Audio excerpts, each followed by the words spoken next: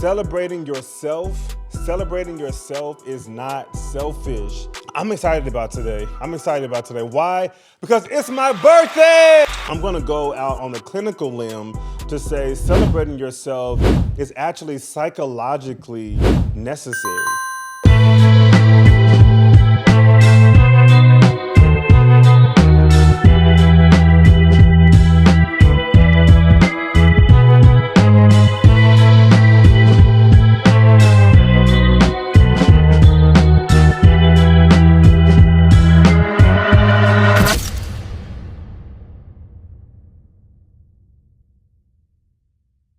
Welcome back to another episode of the Heal to Lead podcast, the space where we're coming to unlearn, survive in life, and embracing wholeness. You know it, it's not about perfection, it's about presence.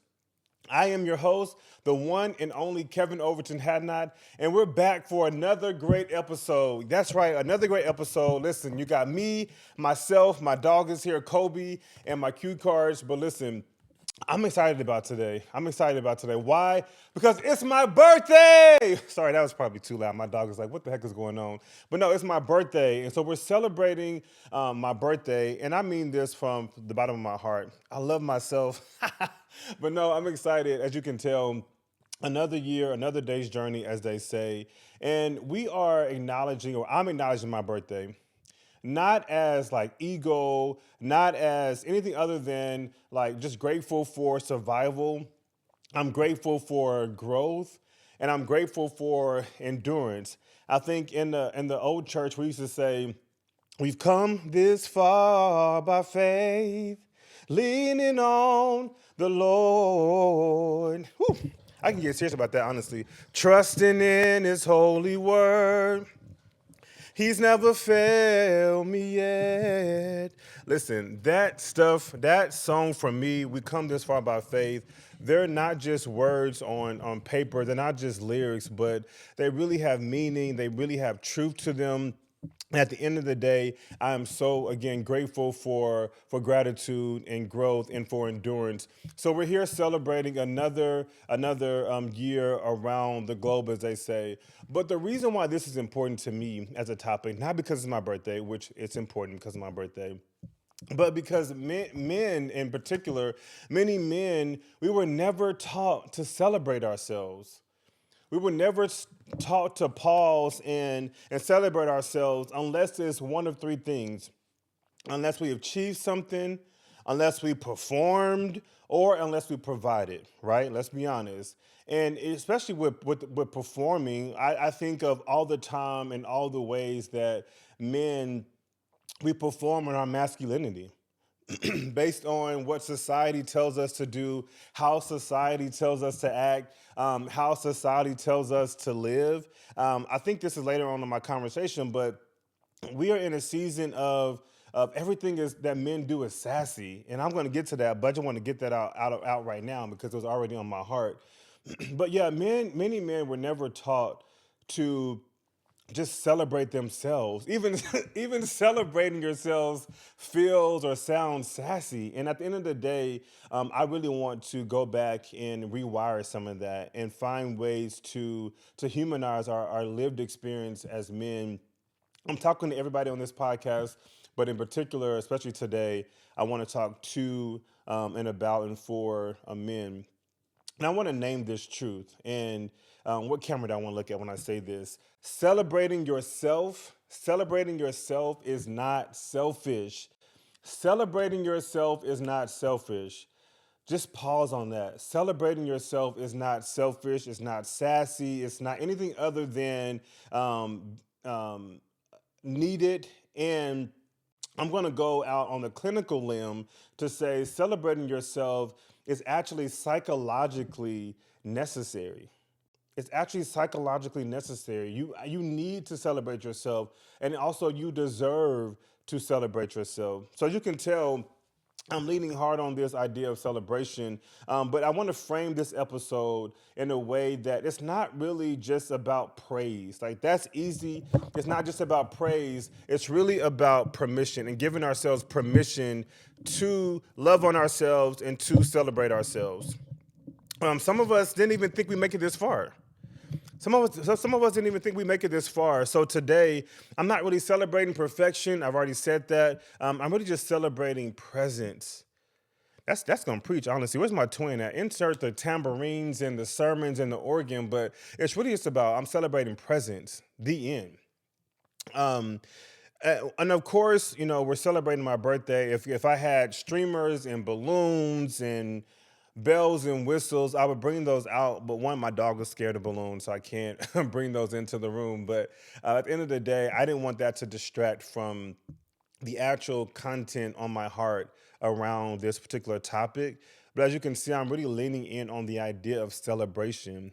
Celebration is important, and that's what we're going to dive into. But before we get started, I wanted to just play a voicemail. My dad called me today. Shout out to him. And he just left us a voicemail, and I wanted to play that on here for us to hear. Where you at, voicemail? Where you at? Here you go. Calling this morning to tell you good morning, son. And I want to wish you a happy birthday and tell you I love you. And also out there, the men who are watching or listening, you deserve to celebrate yourself too. And may everybody be blessed and enjoy your day. Thank you. Love you. Shout out to him. I wanted other men to hear from another male that you deserve not only to be loved, but to be celebrated. So hopefully that resonated with someone. Shout out to him for even, hitting me up and calling me and sending me that voicemail. I definitely appreciate the birthday wishes, of course, and also the sentiments alone. Like for me, that is a gift. I know we want the money, cars, and things. We want the trips around the world, but really the sentiments and the acknowledgement and the love and the support, that is also a gift that we have to take advantage of, but also just acknowledge. Again, tangibility is a real thing, and I understand like putting something in my hand, getting this water bottle is an actual gift. But really, if we go deeper, the ability to drink water, the ability to receive feedback and wisdom and love and support, that goes a long way as well. And that's why I'm so grateful for my dad for sending that in, and I hope other men just heard that quick voicemail. I know it was just a quick word to you, but hopefully that goes a long way and touch you on your heart and take you far in your healing journey.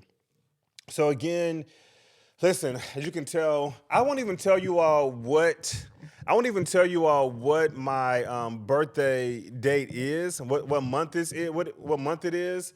But just know that I bought a necklace just to be foolish, honestly, and so that people could to remind myself that I'm not tied to the identity of my zodiac sign. But I actually bought it a little bit opposite of that is I don't believe or subscribe to the idea that you must only live by the attributes of what people think you are under your zodiac label. I'm someone who believe in the holistic person, and maybe astrology is one way to think about meaning, being, existing, all the things. If you're this existential person, but at the same time, I think that that can sometimes limit us, right? That can sometimes restrict us. That can sometimes keep us rooted in the identity that you created for me, thus creating another script for me to live out versus my own way and my own narrative about myself. So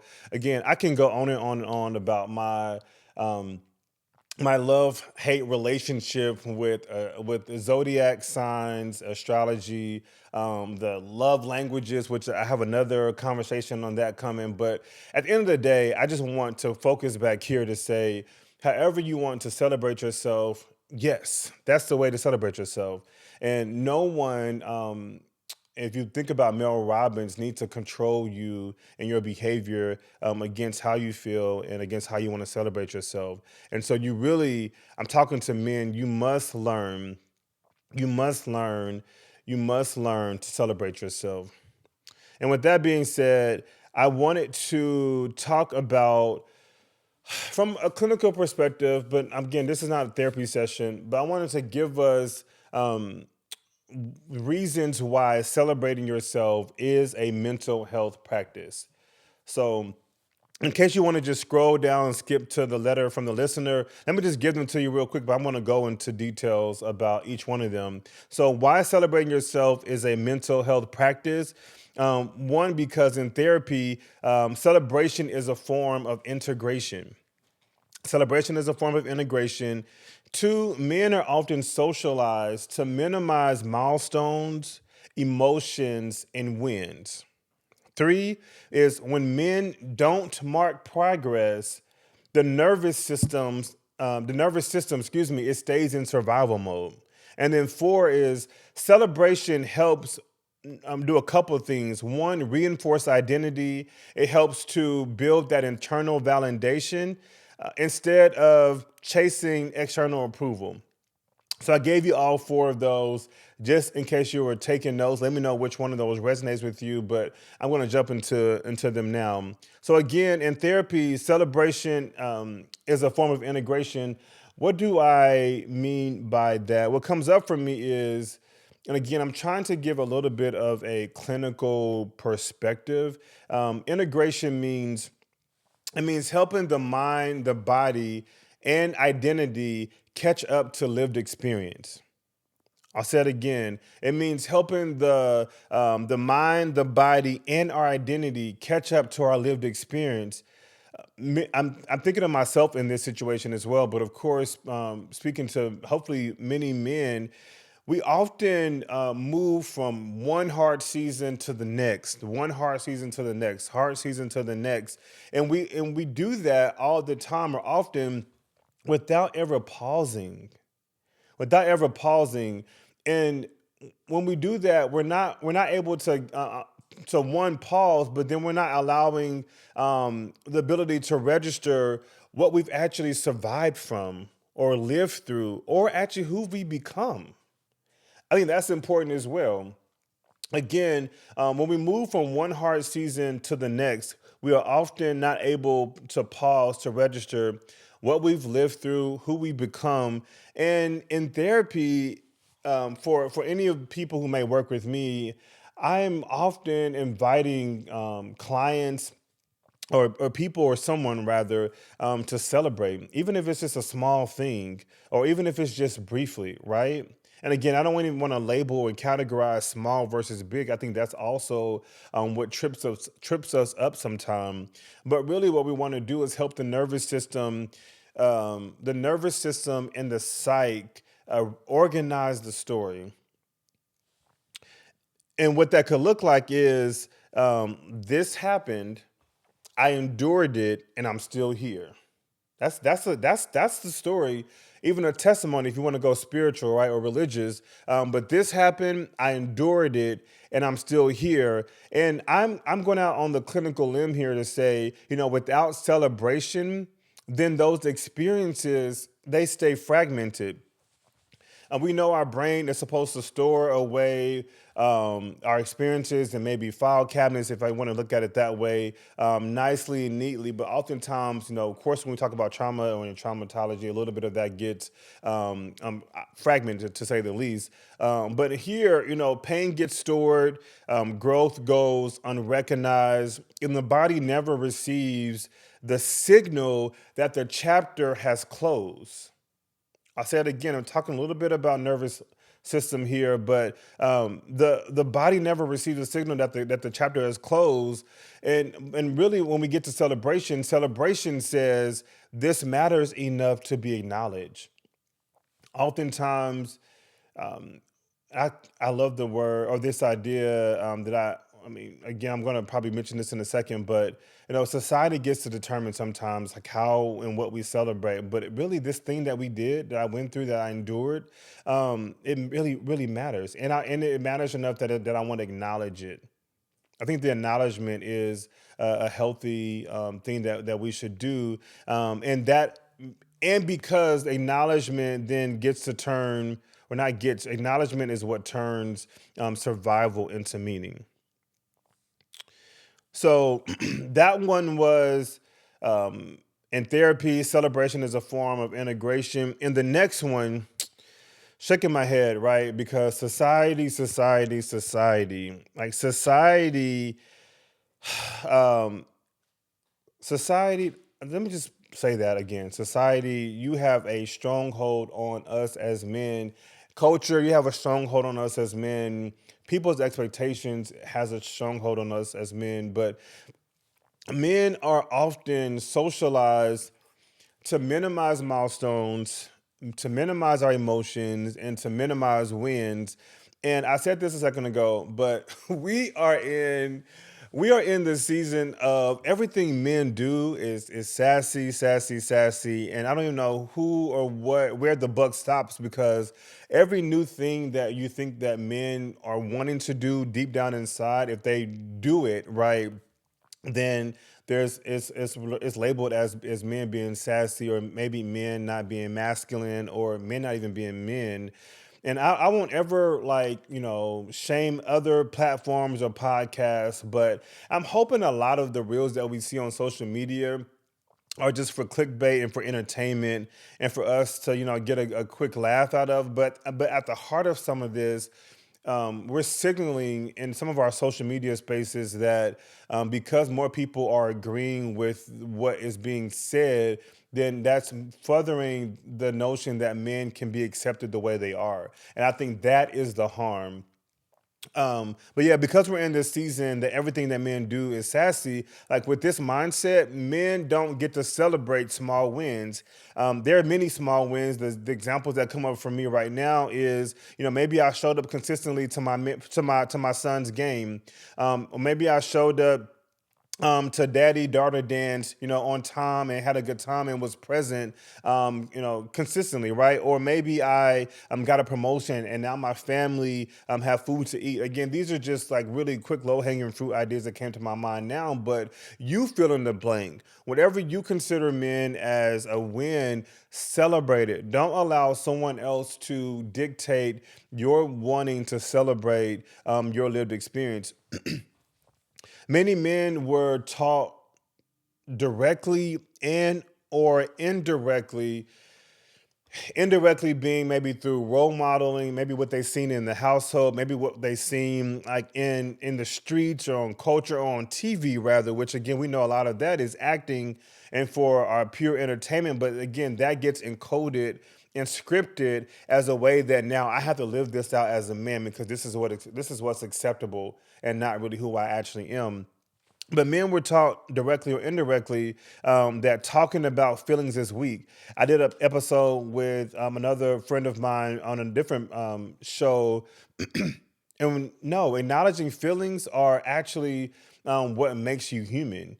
Men and women both have feelings and emotions, or feel feelings and have emotions, right? Again, not just women, but men and women both have feelings and emotions. And talking about feelings does not and is not rather is not weak. But again, men were taught also that celebrating yourself is arrogant. Even and then also the only acceptable milestone is related to productivity or income. And I want to mention here, I've mentioned this on my show before, but I'm thinking of Dr. Pebble.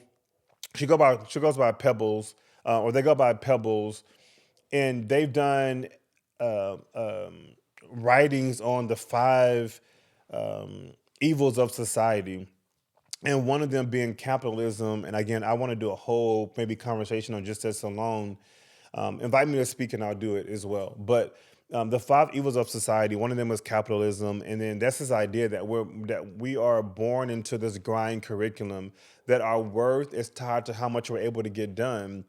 So that then further exacerbates or perpetuates this notion that we have to keep working hard to show our worth in this capitalistic society. And there's so much to say really around that alone. But yeah, we were taught that. We also were taught that emotional acknowledgement is indulgent, and hopefully that's a myth that we're able to debunk here. So then what happens, right? The men we downplay, or another way to say it is that we have lived out this script in a different way that wasn't really intended maybe for you as having the human experience yourself. So men learn to downplay we learn to downplay birthdays. We learn to downplay emotional breakthroughs. We suppress those, our excitement, and we don't want to feel like too giddy or too excited. Unfortunately, I tell a lot of my clients that I'm just a quirky guy who loves to have fun, and I add comedy as much as possible, even if it's dry humor, to my sessions and some of my work. But we downplay emotional breakthroughs. We downplay recovery from loss, right? And we downplay personal growth. We downplay it because men don't get to deserve or get to honor themselves. And we also downplay staying sober or staying alive. We downplay those things, meaning meaning that's a script that we've lived out based on how society has told us how we need to live and how we need to maneuver. So instead of celebration, we move on quickly. We move on quickly. And I want to say this clearly and hopefully articulate enough that instead of celebration, we move on quickly, because stopping for us, it feels unsafe. Stopping feels unsafe. So instead of celebrating, we move on quickly because once we stop, we're feeling again. Once we stop, we're feeling the pain, we're feeling the loss, we're feeling the vulnerability that we weren't allowed to even express. And I wrote this down in my notes, and hopefully this resonates with someone. But motion becomes a form of protection. Like if we kept going, that means we're actually staying in control. And I think just celebration really requires us pausing, and pausing can activate that old grief, right? That old shame. Maybe it may activate fear that's stored in our nervous system. And so I just want to say to you, if you're listening, if you're watching on YouTube, healing begins when the body learns that slowing down is no longer unsafe. So I'll just say that, leave that with you. When you minimize milestones, I want to say this as well. You minimize your own humanity. When you minimize milestones, you're minimizing your own humanity. And over time, that's again teaching the nervous system that nothing I ever do is enough. All right. So that was, talking more about, men are often socialized to minimize milestones and emotions and wins. The next one that comes up for me is when men don't mark progress, not make progress. When men don't mark progress, the nervous system stays in survival mode. It stays in survival mode. The nervous system, I believe, needs markers of safety and completion. I would love to know your feedback on that. But I believe that the nervous system it needs markers of am I safe now? Is this complete? When progress isn't acknowledged, here's what I'm thinking. The body doesn't register relief. The brain keeps scanning. All right, when is the next threat going to come? When is the next threat going to come? Rest feels uncomfortable or undeserved. I deal with a lot of men and women, right, who doesn't think in that mindset, and they think that rest is uncomfortable or is really mainly undeserved. And also, when progress isn't acknowledged, success feels temporary or unreal. And I think clinically speaking, maybe we can say it this way: celebration then can function as one way to think about or signaling completion. So again, I'm tying this idea back to celebration. It tells the nervous system that you're not in danger right now. It tells us that you made it through. I made it over another day's journey, right?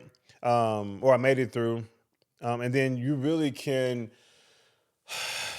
can really exhale. So without that signal, then I don't know about you, like we stay braced, we stay tense, we stay kind of like with our shoulders up. We're starting to get overwhelmed, like we're very tight, right?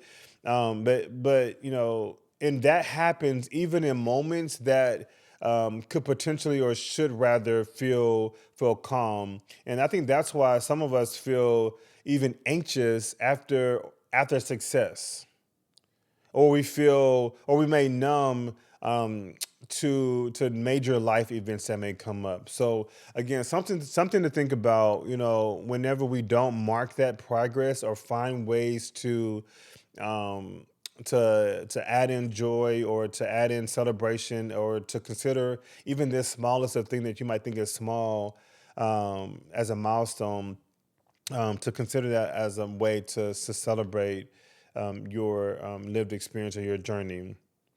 So, all right, what celebration actually does? Hopefully, I don't miss anything from here. I want to speak a little bit, not clinically, but just from just my heart. One, whenever we celebrate, then we are reinforcing our identity. We are reinforcing our identity. Like celebration, it helps a man say, this is who I'm becoming. This is who I'm wanting to become. This is who I'm becoming. So instead of being defined by your past failure, maybe being defined by even trauma, like celebration is our way of anchoring our identity in the growth aspect of it. So it moves us from, listen, I'm just trying to survive out here in these streets, really, to someone who might say, I'm adapting, I'm healing, and I'm showing up. Those are two different ways of thinking. And again, I love the practice from CBT a little bit. How we think determines how we feel, which determines how we behave. So that thought process, that cognition, how we think about our thinking is super important and super critical in the healing and growth process. Identity for me requires that reflection, not just motion. We can do, but the real growth, I believe, happens when we're able to give ourselves the gift of reflection, the gift of reflection. No pun intended, because we're still celebrating my birthday, by the way. But again, the gift of reflection is super important. It also celebration also reduces shame. I won't spend too much time on this, but just to say, shame thrives in silence. Shame thrives in silence and it thrives in minimization. The more we're minimizing things, that shame is able to live on and to grow and to get legs and to get feet and to get a lot of energy and momentum that it wasn't intended to have. So we take the power away from shame. So when a man celebrates, he interrupts the belief that nothing I do counts. He also, when he's celebrating, he's challenging the internal critic. There's an internal critic as well, but we challenge that internal critic that says it's not enough or I'm not enough. And then a celebration also allows pride without arrogance. People, it allows pride without arrogance. So celebration says, I don't have to push myself to be humble, or excuse me, I don't have to punish myself to be humble. And just for people who want to know more about shame, definitely connect with me. That we worked through that with a lot of men in particular who also experience shame. I know shame feels like a word that we don't often get to say out loud in public, but reducing shame for me is one of the fastest ways to improve emotional regulation and maybe even self worth. All right, so celebration also builds internal validation instead of chasing external approval. Let me say it that way. So many men are stuck chasing praise, we're chasing titles, money, cars, you know what else, relationships, recognition. We're stuck chasing all those things, but not because that, I'm labeling anybody as shallow, but really because we've never learned or really got the appreciation to be able to validate ourselves, or the tools rather to validate ourselves. And I think celebration begins to build that internal witness. It teaches us to say, even if no one claps for me or claps around me or about me, I know what this took. Even if no one celebrates, my process of becoming a therapist here, I know what it took. I know the journey that God had me on, what it took to get this studio that we're in.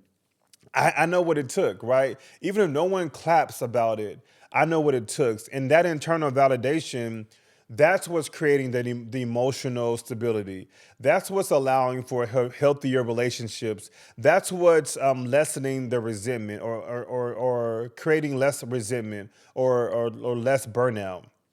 So you stop living on trial and you start living from truth. That's a whole bar. You stop living on trial and you start living from truth. Again, I've been disclosing so far, why celebrating yourself is really a mental health practice. And I didn't want to just leave you with, just my birthday, celebration sentiments, but really, I don't want to leave you without having a moment of celebration. So maybe men or women or whoever is watching, maybe pause this video or this audio now, and reflect on some of the things that I just discussed, and come back when you're ready. All right, I'm gonna keep going. So I want to give us 5 quick ways that we can celebrate ourselves. Here they go. The first one is, and this is not like I'm not giving you a gift under the tree. I'm not giving you a present, right? I'm giving you feedback and encouragement. And the first thing I want to say is you can celebrate yourself by acknowledging what you survived. You can celebrate yourself by acknowledging what you survived, not just what you achieved, but acknowledging what you survived. A trauma informed truth that comes to mind is survival itself is an accomplishment. Survival itself is an accomplishment. So I would definitely invite you, if you're wanting to acknowledge that, things more, and particularly acknowledge what you survived, I invite you to reflect on maybe what has been some of the emotional battles that you've been wrestling with, losses that you endured, cycles that have been broken, cycles that have been broken. Celebration, again, it's not this big going to a pizzeria and having lots of pizza and balloons and festivities, but really celebration can be quiet recognition, not applause. So maybe a practice I would encourage you to do is write down 3 things that almost broke you, but didn't. Write down 3 things that almost broke you, but didn't. Number 2 is name the man you're becoming. Name the man you're becoming. Identity work for me and how I think of healing. Identity work is core to healing. Identity work is core to healing. Men often define ourselves by our roles, provider, protector, nurturer, all the things, and rather than growth.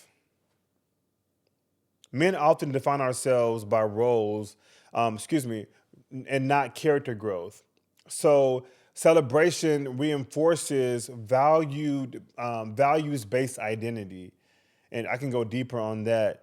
But I think that celebration begins to really align with your true values, and moves us into reinforces values-based identity.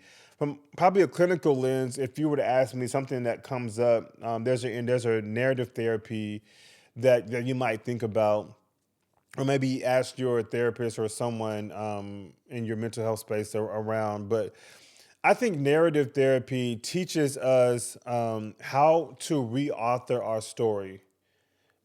How do we begin to reauthor our story, and not just how to replay our old chapters? Again, the reauthoring is and recreating the script, writing your own narrative is important, and not just replaying old chapters. So a practice may be, you can finish this sentence. And again, feel free to pause the video for any one of these if you want to. But finish this sentence. I'm proud of the man who is learning how to, and then finish that out. Number three is give yourself witness instead of waiting for validation. Give yourself witness. What do I mean by that? To give yourself witness is to consciously see, acknowledge, and validate your own experiences.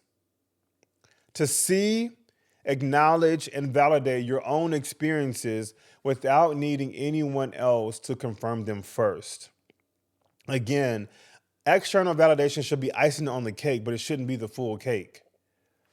So to give yourself witness is to consciously see, acknowledge, and validate your own experiences without needing anyone else to confirm them first. Internal witnessing builds self-trust and it also builds emotional maturity. You don't need an audience to honor your progress. So maybe your practice might be, let's get in the mirror, bro. Let's get in the mirror and let's say out loud, I see you and I know what this costs. I see you and I know what this costs. I'll say it here. I see you and I know what this costs. Four is let rest be a form of celebration. Is this mic on? Let rest be a form of celebration. Let rest be a form of celebration. Hustle culture, I mentioned this earlier, we're born in this grind curriculum, this hustle culture. And hustle culture has taught men that rest is lazy, that rest is laziness. Rest is not laziness. It's not laziness. Maybe think about it this way: rest actually signals safety to the nervous system. Rest is signaling safety to our nervous systems. Celebration doesn't always look, like I said, like a party, but what if it can look like peace? A practice you might think about: do something restorative. Do something restorative without like really earning it, right? Maybe just have like a slow morning one day when you're able to. Maybe just be in silence for a second. Maybe offer up a prayer, or maybe a walk without productivity goals in mind or productivity goals. And then five is include God in the celebration. This is for the believers. Include God in the celebration. Faith doesn't show up in crisis. It belongs in gratitude. Faith doesn't just show up in crisis. It belongs in gratitude. Celebration with God, I believe, deepens our humility and not arrogance. And a biblical truth that comes up for me. Shout out to my twin, Reverend Keith Overton-Hadnot. And a biblical truth could be like remembrance is spiritual discipline. Remembrance is spiritual discipline. A practice might be just thank God, not just for blessings, but for staying with you when you were numb, when you were distant, and when you were unsure. So I hope those five ways men can celebrate themselves helped you. Let me know in the comments if one did. I would love to know which one resonated with you, and just love feedback on that. I hope those connect with you in some way. All right, and now we're at the place where we read a letter from the listener. Every episode, we read a letter from the listener that writes us on our show. Remember, these letters are from people who are living life, navigating life, and mental health, and everything in between. This letter is from Paul. He says, "Dear Hill to Lead, hey, I'm not sure how to say this. I lost my father last year. I haven't really talked about it. People ask how I'm doing, and I say I'm good because I don't want to open something I can't close. I don't cry much. I don't even know if I'm grieving the right way. I just know something feels heavy, and I don't know where to put it. First of all, Paul, let me just say this. Like, thanks for sharing this with me and with us. We are 100% sorry for your loss, and thank you for telling this story. I'll say a few things, and definitely come. I invite you to come invite you to counseling with counseling for us, my group counseling practice if you need additional support. But I would say here, and with all of us rather, is I want to just normalize silent grief. Again, there are ways to think about the grief process. I love organizations such as shout out to Hearts to Heal, who is coming up with a framework that fits us. There's many orgs. That's just the one I've worked with lately. We know the 5 stages of grief. I'm reading this book with another client on good grief, and I just want to give us language and give us this the ability to normalize grief, one, and also normalize silent grief. We often think that grief has to look like all these things. I'm thinking of someone, I mentioned this probably on the episode before, where they were not invited to their father's um, burial service, but they loved to wakeboard together when they were younger, and so they just found a way to memorialize them that way in their own way. But again, just to normalize that how what's coming up for you is so we can normalize that, and it sounds like we just want to normalize silent grief, especially or even in men. And I don't think that. Well, I'll say this: grief isn't about like how much you cried, how much you boohoo, and how much you weep. Although that can be a part of it, that can be a phase of it, and we honor that as well. I think for me, it's really about what you carry. Um, avoiding the conversation, it doesn't mean necessarily avoiding the pain. And so I just invite you to think about that. But really what I'm inviting you to do is just to invite curiosity. I'm inviting you to invite curiosity and not the pressure that's coming. The pressure is telling you, that there is a right way to grieve. That despite kind of being in community, that you can't be yourself and you can have maybe an outburst or a moment or just have your lived experience. So I just invite you to think about just being more curious about how you're feeling, what's coming up for you, and not the pressure that you are experiencing. So maybe what am I missing could be more of your vocabulary or sentence, or what do I wish someone would ask me. You don't have to perform grief in order to honor love.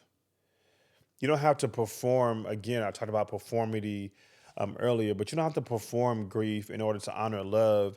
And again, like I said, yes, there are, we know as therapists, the stages of grief. But that's just one way to think about like the process that we have as a human um, species. But I think it may not be the only way to categorize or compartmentalize or to filter the way in which we think about our grief process or grief experience. So hopefully that resonated with you. And again, I'm always going to invite all of you to think about, if you're in Texas in particular, my group practice counseling for us. We are receiving or open for new clients at this point, and invite you, Paul, if you want to go deeper in any work. I can connect you with any of the therapists.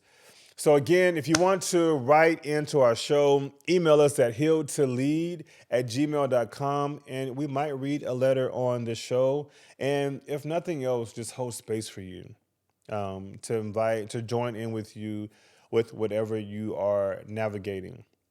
So I'll close with this story. This is a little bit just still me celebrating my own personal milestones and wins. Oftentimes people see, me just moving and grooving, smiling and shaking, which that is me a lot of the times. At the same time, I went through a season where I wasn't necessarily going to church every Sunday. And so the celebration is that, I think this is the full year back. I think what we're in this month now that we're recording, a full year back and moving and grooving back into the local church. And I'm celebrating that because I went through a season of burnout. I went through a season of disconnection from just the church building in particular, not from God, because I was still watching 3 services, and I love, love, love, love worshiping and watching church. So I was technically attending church, but just not in the physical building. But for me, it was a space to like just rest and to connect more back with God by myself, or just for the time that I needed, because I was so like mentally exhausted, physically exhausted. And so just wanted to share my own experience of like stepping away and coming back. That's something that that happened, and it was what I needed. And shout out to my therapist and even other advisors who are in my corner, just really supporting me through that time. And I want to normalize like spiritual distance, right, without shame at this point too, just to kind of bring it full circle. I'm with you. I'm talking from lived experience. Like for me, faith isn't linear, and I think connection can look different in different seasons. But I will just give this anecdote here that what helped me stay connected, and if you were to ask me about that, is prayer. Prayer helped me stay connected. My twin brother, shout out to him, who's an awesome minister.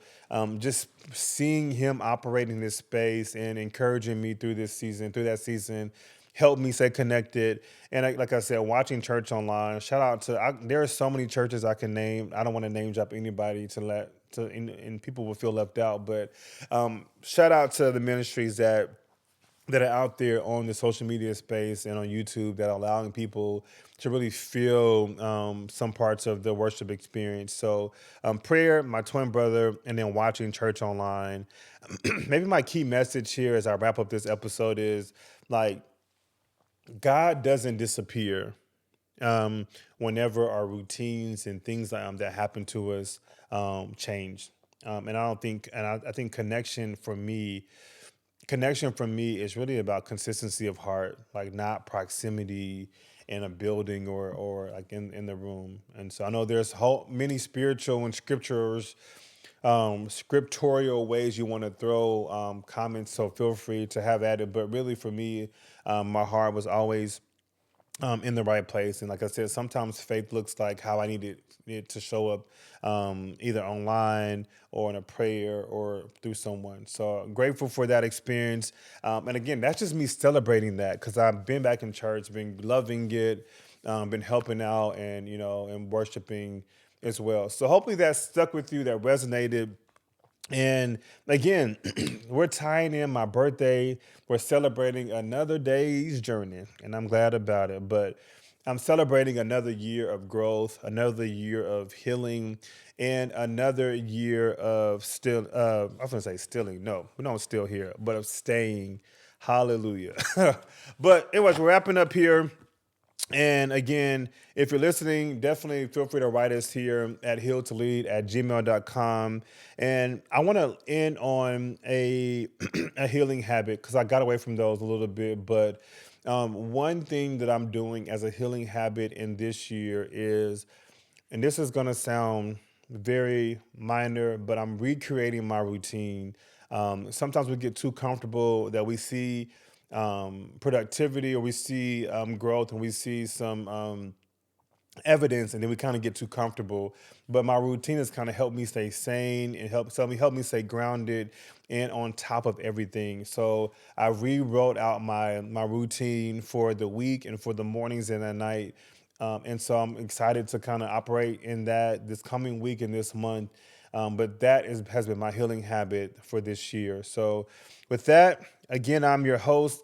Thank you for watching. If any parts of this resonated with you, please let me know in the comments. But more importantly, share, like, and subscribe to our platform. Again, we are Heal to Lead on YouTube, Spotify, Apple Podcasts, and iHeartRadio. All right, peace out.